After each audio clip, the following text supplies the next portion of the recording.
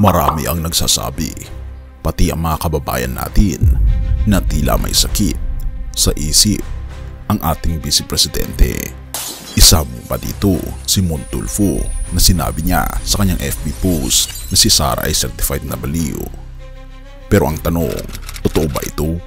Isama pa dito sila Sandro Marcos at ilang mambabatas na tila may problema nga sa mental health si Sara. Pero nagsalita na ang isang psychiatrist na wala raw problema si VP Sara, pero nakakagulat, mas matindi pa, isa raw siyang hayop na ano? Halika, ating itong pag-usapan mga kaibigan. Tatay ninyo, itatapon ko siya sa West Philippine Sea. Diba? Paano? Gusto ko, ang galing yung ulo niya ba?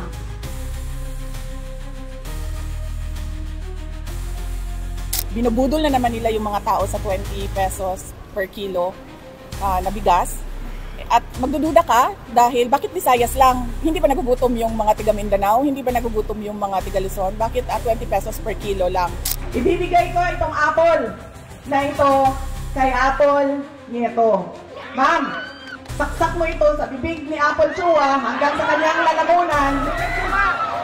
Hanggang siya ay mamatay. Anong tawag sa ganitong tao, mga anak? Walang? Klaro yan ha? At kanino siya walang respeto? Sa inyo.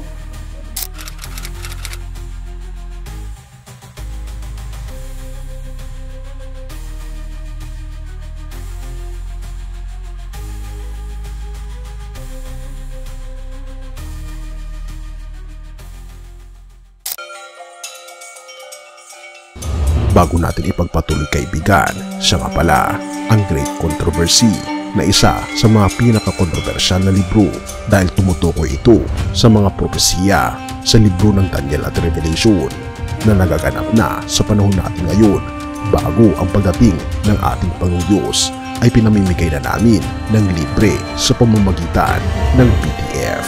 At ito ay nasa limited lamang na panahon, kaya i-click mo sa description sa baba upang ma-avail mo kaibigan ang napaka-importanteng libro ito na magbubukas sa iyo sa mas maliwanag mong hinaharap. Purihin ang ating Panginoong Diyos at tayo magpatuloy. May sira ba talaga si VP Sara? May sakit ba talaga siya? Certified na baliw, iyan ang salitang binitawan ni Mon Tulfo tungkol kay VP Sara Duterte. Pero teka lang, totoo ba ito? O isa lang itong malupit na label na hindi naman makatarungan? Isa-isahin natin, pero bago ka humusga, tapusin mo muna ito hanggang dulo. Baka mamaya, hindi siya ang may problema, kundi tayo. Ang simula ng lahat. Isang 2 oras na rant, 2 linya ang tumatak sa isipan ng sambayanan. Ubuhayin daw ang bangkay ni Marcos at itatapon sa West Philippine Sea. Si Pangulong Bongbong Marcos, alam na natin kung ano ang mga sinabi niya na talaga namang nakakalungkot. Pupugutan daw ng ulo. Isama pa dito sa mga nakaraan lang ang sentimiento patungkol sa 20 pesos na bigas na tila hindi masaya si VP Sara. Gayon din ang sentimiento niya sa kanyang kapatid patungkol sa inihain na kaso laban kay Pulong Duterte na sinabi niyang kasalanan na naman daw ng administrasyon. Kung ibang tao yan ang nagsalita, baka natawa na tayo. Pero si Sara Duterte ang pangalawang pangulo ng bansa at dito nagsimula ang lahat ng tanong. May sakit ba siya? Normal ba yung inaasal niyang ganito? Hindi nag-iisa sa pag-uusga. Sandro Marcos, Matthew Manotok, mga Marcos mismo ang nagsasabing tila hindi maayos ang pag-iisip ni VP Sara. Sumunod ang ilang mababatas, Senado, Kongreso, tila nagkakaisa sa isang obserbasyon. May diferensya, may kailangang ipasuri, pero may catch, hindi sang-ayon ang ilang eksperto. Paliwanag ng isang psychiatrist, ayon sa isang columnist, Sa isang pribadong hapunan, isang lisensyadong psychiatrist ang naglabas ng mas malalim na opinyon. Hindi raw ito clinical mental illness, kundi isang hayop na sugatan, nasa survival mood, lumaban gamit ang tanging alam niyang paraan, galit, mura, banta, pananakot. Bakit? Dahil siguro sa wakas nararamdaman niyang hindi siya untouchable. Ito ang entitlement na bunga ng kapangyarihan. Isipin mo ito, kaibigan, bata pa lang sila, nakaluklok na sa pwesto ang amang si Duterte. Tila isinilang sa trono, lumaki sa kulturang sila ang batas, ngunit ngayong inaalisan ng kapangyarihan, sinusuri, tinatanggalan ng pondo, boom, nagka-crash ang ilusyon. Ayon pa sa isang psychiatrist, hindi siya ang sanay mawalan, sanay siyang sambahin. Kaya yung rant, hindi yan baliw, kundi reaksyon ng isang reyna na unti-unting nawawalan ng kaharian. Pero mapapansin natin, may TikTok na sa gitna ng iskandalo sumayaw, naka-feather hat, naka-beret outfit, kasama ang mga kasambahay. Isang normal ba ang ganito? Sabi ng psychiatrist, hindi raw ito baliw, ito'y makiri, paraan ng pagtalikod, panginis sa mga nambabatikos. Parang sinasabi niyang, wala kayong epekto sa akin, pero may epekto nga ba? Baka kasi kung walang epekto, hindi na niya kailangan magpanggap. Ang tanong ay, kaya bang pag-aanin ng katwiran ang kawala? Ang tanong, nakakatulong ba ang paliwanag sa galit, kabastusan at pananakot? Maaaring hindi, pero nabibigyang liwanag nito kung bakit siya naging ganoon. Hindi excuse, pero explanation. Kaya kapag tinanong mo ako ngayon, baliw ba si VP Sara? Ang sagot ko, hindi ko alam. Pero ayon sa mga kolumnista, siya raw ay delusyonal at tila lubhang mapanganib.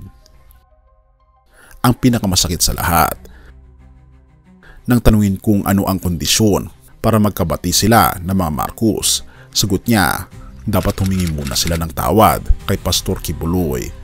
Anong klaseng prioridad yan? Ipinagtatanggol ang isang taong may kasong human trafficking habang libo-libong Pilipino ang namatay sa giyera kontra sa droga ng ama niya, habang ninanakawan tayo ng pogo, family, smuggling at korupsyon. Gusto niya maghingi ng tawad ang gobyerno sa mga iniimbestigahan ngayon. Isang pa dito ang problema sa dahing Netherlands na kung saan nandun ngayon ang ama, at ang papalapit na impeachment case laban kay VP Sara ay paparating na rin. At talaga namang mapapansin natin sa mga rally ni VP Sara ang pambabatikos sa mga ginagawa ng administrasyon ngayon. Kahit na ang 20 pesos na bigas ay pinatulan na niya. At talaga namang iba na ito, kaibigan. Hindi ito pagiging baliw, ito ay pagiging manhid. Therefore, ano ang bottom line? Si Sara Duterte ay produkto ng sistemang siya rin ang nagpalala. Hindi siya mentally ill sa clinical sense.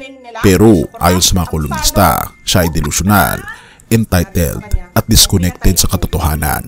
At kung may tanong ka pa kung siya ba ay dapat manatili sa pwesto, isa lang ang masasabi natin. Ang pinakamapanganib na leader ay hindi yung baliw, kundi yung naniniwalang siya ay outrageously outstanding. Kahit halata namang hindi. At ang tanging sagot ayon sa mga kolumnista para gumaling si VP Sara ay dapat niyang magising sa katotohanan. Have mercy, O God, at purihin ang ating Panginoong Diyos. Mateo 7 verses 3-5. Bakit mo pinapansin ang puwing sa mata ng iyong kapatid, ngunit hindi mo pinapansin ang trosong na sa iyong mata? Paano mong masasabi sa iyong kapatid, halika't aalisin ko ang puwing sa iyong mata, gayong may troso sa iyong mata? Mapagpaimbabaw, alisin mo muna ang troso sa iyong mata, at sa gayon ay makakakita kang mabuti upang alisin ang puwing sa mata ng iyong kapatid. Purihin ang ating Panginoong Diyos. Sa harap ng kontrobersiya, ng pangutya at ng pambabatikos, madaling tawagin ang isang tao na baliw, delusyonal o masama. Tulad ni VP Sara, marami sa atin ang minamasdan mula sa malayo, binibigyan ng hatol, inaalisan ng dangal.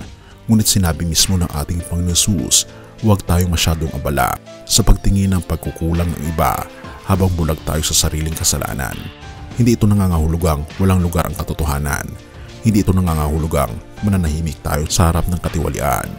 Ngunit ang dapat manguna ay ang puso ng ating Panginoon Kristo, puso ng katotohanan may kahabagan. Ang ating Panginoon Kristo, ngunit sinasabi niya sa atin, lumapit ka sa akin, kayong mga nabibigatan. Mateo 11 verse 28. Ang ating Panginoon Kristo ang lunas sa galit, sa takot, sa delusyon. Hindi insulto, hindi kahiyan, kundi kapatawaran at pagbabago kaibigan.